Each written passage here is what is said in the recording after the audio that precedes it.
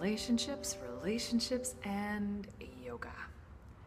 So, what does the US presidential election have to do with relationships?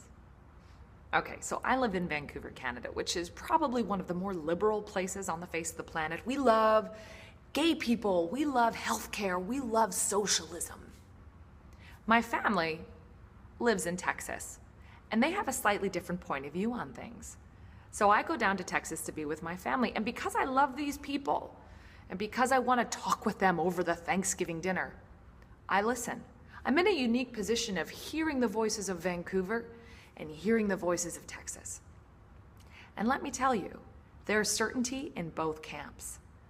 And what feels so good about certainty is when we can get on moral high ground, when the other side is evil, when they are just wrong and wrong as heck. And we love to have that moral certainty behind us, and then we can just paint a path and villainize all these people. Anyone who voted for Trump is a racist, a misogynist, and complete idiot. Whereas anyone who voted for Hillary is into the status quo, doesn't see what's really going on in the world, and likes liars. We love our certainty. We love to be right. But the problem with this certainty is that it absolutely ends any conversation. And liberalism certainty is just as bad as conservative certainty. So when I go into these different places and I hear everyone sticking to their own point of view, I think there is no conversation to be had here. No one is actually interested in changing their minds. So here's the thing. We do the same thing in our relationships. We get on our high ground. Of course, it feels good. It feels safe to be there. But the problem with the high ground is that we can't talk to anybody else. We are alone on our mountain. So in our relationships, our practice actually needs to become to root out those places where we feel certainty. When we're like, no, they're just wrong. They are wrong, and I am right. And when we dig into those places, we need to let a little light and a little air in for real.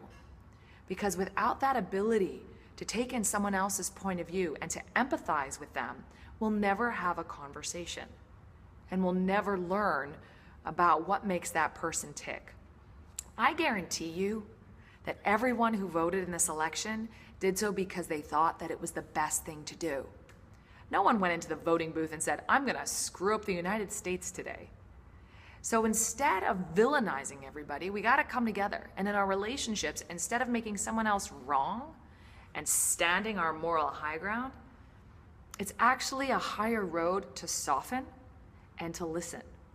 Now, that doesn't mean you need to change your mind, but it will give you a sense of, one, what they're really saying and what they're afraid of and what their hopes and dreams are. And it'll also give us a sense of, why are we so angry? It'll help us to understand what we're afraid of as well. What do we lose by really listening? So this is the invitation for the week. Root out those places where you get really certain and where you feel really, really right, and take a closer look. By being willing to let a little space into those convictions, we don't lose ourselves, but we do perhaps give ourselves permission to know someone else a little bit better.